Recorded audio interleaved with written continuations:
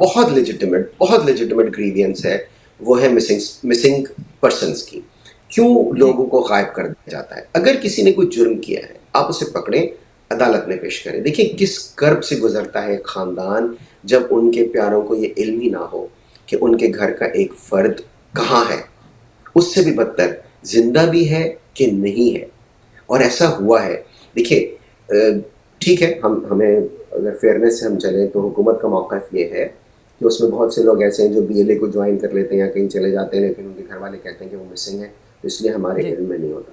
بالکل میں ہرگز میں یہ نہیں کہوں گا کہ ان کی بات 100% غلط ہے، ممکن ہے ان کی بات میں صداقت ہو، لیکن اس بات میں بھی صداقت ہے کہ بہت سے لوگوں کو مسنگ پرسن کے طور پر مسنگ کیا گیا، انہیں اٹھایا گیا، انہیں لے جایا گیا، بعد میں مار کے ان کی لاش پھینک دی گئی. تو اس لیے اس بات کو ایڈریس کیا جانا چاہیے.